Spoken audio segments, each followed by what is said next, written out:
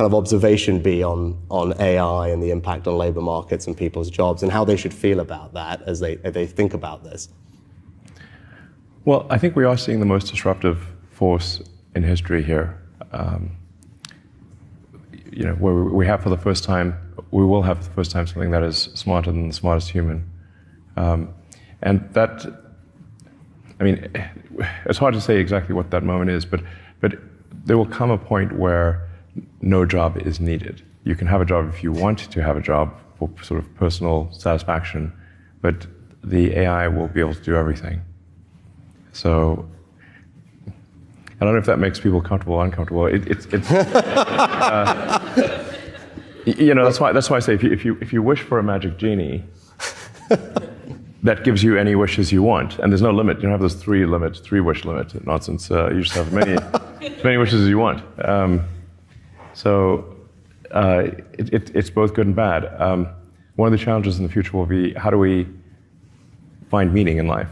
If you have a magic genie that can do everything you want, I do think it's hard. When there's new technology, it tends to usually follow an S curve. In this case, we're going to be on the exponential portion of the S curve for a long time, and you'll be able to ask for anything. It won't be, and we won't have universal basic income. We'll have universal high income.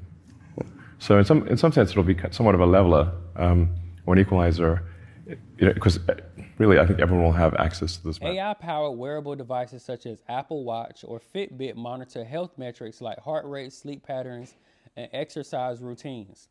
In the future, these devices may be able to predict health issues before they arise, providing early intervention recommendations. Here's the example. A smartwatch detects irregular heart patterns and advises a doctor appointment before a potential health crisis. Here's a prediction. Smart health devices will integrate with medical records, allowing users and healthcare providers to view real-time health metrics for preventative care. Personal AI assistants like Siri, Alexa, and Google Assistant already manage tasks like reminders, shopping lists, and smart home controls. But in the future, these assistants are expected to become more proactive, handling complex tasks with greater autonomy. Example, your AI assistant may seamlessly coordinate multiple aspects of your life, from managing groceries and home maintenance to providing financial advice. 18, before the NYPD, before anybody. I only launched a robotics company called Gracebotics, where we gave out free robots. We taught coding. We had hella curriculums on artificial intelligence and classes. I brought in some of the dopest minds that I could find at that time to come teach the masses about these things. What I am going to do today, though, because people love to send me these videos, which I appreciate it. Anybody that be DMing me the videos of, the new crazy shit going on in the world, I appreciate you big time. But what I do want to talk about is some of the changes that we can expect very, very soon when it comes to AI. So again, I'm not going to read this entire section. I'm on page 160 in the Family Bible. If you don't have it, you might want to get it ASAP while it's on sale in celebration of the holidays. Because once next week comes, it's not going to be on sale anymore, and it probably just will be, won't be affordable for a lot of people based on the regular price. So let's get into it. Hold on, y'all. I said I'm on page 160. I think I might go to 159. All right, y'all. So here we go. Preparing for an AI-driven future. These are action steps. So this ain't for you just to sit and ponder on. It's called the action step, because you're supposed to do something with this information once I give it to you guys, right? So let's get into it. To stay ahead of the curve and thrive in an AI-enhanced world, here are actionable steps to help you build relevant skills. You're going to build relevant skills and leverage AI for growth and ensure adaptability. Number 1, acquire essential AI and data skills. Learning fundamental AI skills will be invaluable as AI permeates various industries. Focus on programming, data science, machine learning, and basic AI concepts. Here's your action step. Now, I just told you what to go do. Now I'm going to tell you how to go do it.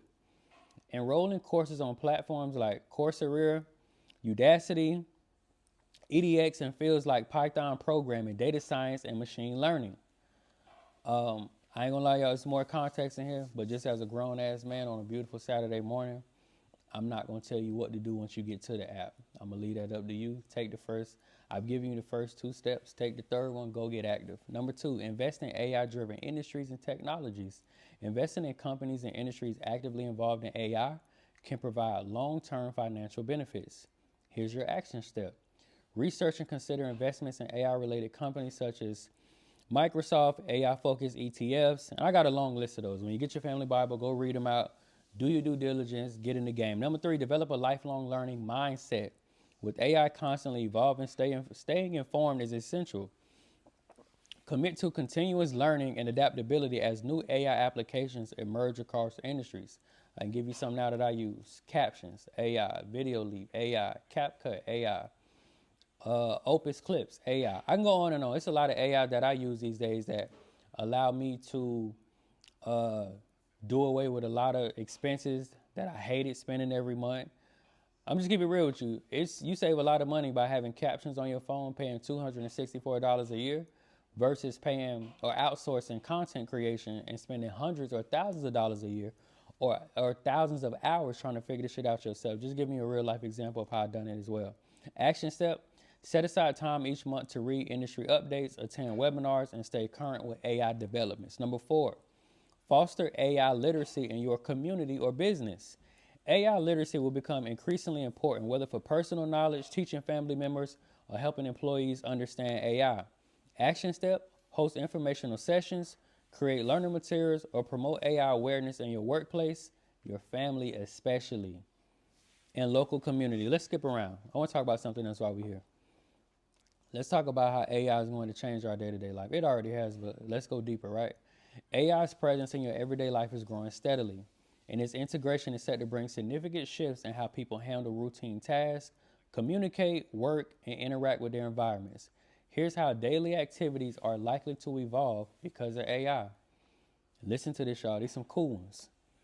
Now, if you in these industries and you get money, this ain't gonna be cool for you. But for the people like me who I'm not in a standalone industry. I'm being affected by AI as well, but I'm not doing no tripping. I'll pivot at any moment to keep this shit going. Personal AI assistants like Siri, Alexa, and Google Assistant already manage tasks like reminders, shopping lists, and smart home controls. But in the future, these assistants are expected to become more proactive, handling complex tasks with greater autonomy. Example: your AI assistant may seamlessly coordinate multiple aspects of your life, from managing groceries and home maintenance to providing financial advice. So let's talk about that real quick. If you have AI that automatically, without your go ahead, without you pressing a button, it's already programmed to provide financial advice and manage your finances. They're the accountants. I can't think of the legal name, but they do the accounting. But the point I'm making is, why would I pay you X amount of dollars to file my taxes per year? Why would I pay you to manage my funds or to figure out tax reductions and shortcuts if I got a fucking piece of AI in here that I invested $60,000 in one time, and he's going to alleviate the financial pressure to the end of time? I just got to update him like these phones do every 6 months and call it a day. Prediction: AI assistants will transition from, hold on, did I read? No, I didn't read this. Here's the prediction though. I gave you the example, here's the prediction. AI assistants will transition from task-based commands to fully integrated life management, possibly predicting needs based on behavioral patterns. So imagine you have a robot that's in your crib and he's able to assess your nervous system, your movements, and your patterns and spending. Bro know you broke. He know the money fucked up right now. So he gonna come knock on your door and give you some financial advice because he's also interconnected with your accounts and your credit cards and your debit cards and your cash flow and your salary. I don't think a lot of people looking that deep into it or understanding, like, when Elon Musk say shit like jobs are gonna be gone, I genuinely can believe it. I saw it clear as day in 2018, but I can see it even more now. When the founder of LinkedIn tells you that 9-to-5s will be obsolete by 2034, I think you might want to fucking listen, because this is the type of shit that AI is gonna be able to do. This is a cool one right here too, and it's funny because I talked about this 6 years ago in the post-Trump Act. I told you about robo lawyers, robo doctors, robo judges, and I showed y'all robo dogs. I still got 2 of them in my crib to this day. All right, smart healthcare and wellness. AI-powered wearable devices such as Apple Watch or Fitbit monitor health metrics like heart rate, sleep patterns, and exercise routines. In the future, these devices may be able to predict health issues before they arise, providing early intervention recommendations. Here's the example. A smartwatch detects irregular heart patterns and advises a doctor appointment before a potential health crisis. Here's a prediction. Smart health devices will integrate with medical records, allowing users and healthcare providers to view real-time health metrics for preventative care. Y'all, we approaching some interesting times where your AI is going to assess that your heart rate is off and your stress levels is up. Your AI is going to send you a message to your device while simultaneously making you a doctor's appointment. And then your AI will be able to follow up with you after your doctor's appointment to make sure that you're on top of your medications, you picked up your prescriptions, and everything is handled A to Z. So to those people that be hanging out the CVS window asking you for your date of birth and your social and all that, your life is on the line. To the people who, and this might not even be a job, just like, cause it's beauty in it too. It's a lot of ladies out there, right? Give you this example. It's a lot of women, cause I deal with this too. You have stubborn men that aren't proactive about going to the doctor, so you got to be on top of them. Well, still, you're going to be able to kick your feet up when it comes to that category moving forward, because you're going to have AI that harass the shit out your husband and make sure he take his meds. And I'm guaranteeing you can program that AI to probably come rat on your husband and tell you when he ignoring the AI and still not handling his fucking business. So there is beauty in it too. I don't want everybody to look at it as a negative. It's some of y'all right now that got to be on top of your children about their medication. You got to be on top of your husband while still trying to maintain your own health and personal life. The days of that are coming to an end once AI is integrated. AI gonna be mama, daddy, grandma, auntie, everybody. So when Elon say shit like there's gonna be a universal high income, I can see it clear as day. A lot of people are gonna be displaced and there will be no gray area. You either gonna be a motherfucker with some money who can invest in AI and live your best life, or I genuinely feel like it's gonna be some demolition man shit and a lot of y'all just gonna be living underground because you ain't get it together fast enough. And I'm going to say it again. Y'all got a small window to get it together because 2025 is around the corner. Last one I'm going to read, y'all. Autonomous and seamless transportation. As self-driving technology advances, commuting and travel will become safer, faster, and more efficient. AI could also facilitate smart traffic management, reducing congestion in busy urban areas. Here's the example. An autonomous vehicle picks you up from home, adjusts its route based on real-time traffic conditions, and drops you off at work without manual input.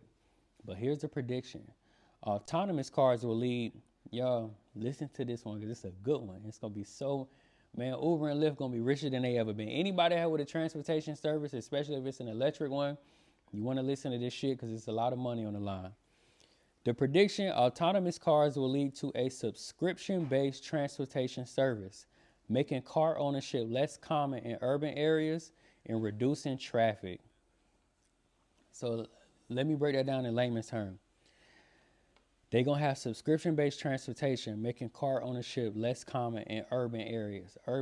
So basically, all the black people out there, the niggas, the brown people, the minorities that's in the urban areas, the beauty in that, right, is they're going to deter you from owning a vehicle, which to a lot of us is going to be a plus because we already Ubering and Lyfting these days and owning a car just ain't that big of a deal. But they're going to lock you into a subscription. So imagine like, and y'all already see these states that's telling y'all ahead of time by 2026, 2027, they're going all electric. And that's another big thing where the poor is going to suffer. If you're a broke motherfucker or you financially troubled and you cannot shift to electric, this is what's going to happen. When you jump your ass in your regular running vehicle that we accustomed to, you're probably going to get a fee or a fine every time you drive it.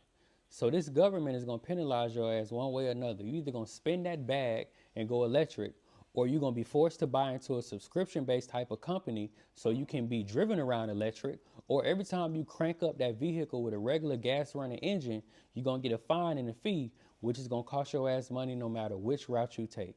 So I'm going to say it again. Y'all got a really small window to get y'all shit together.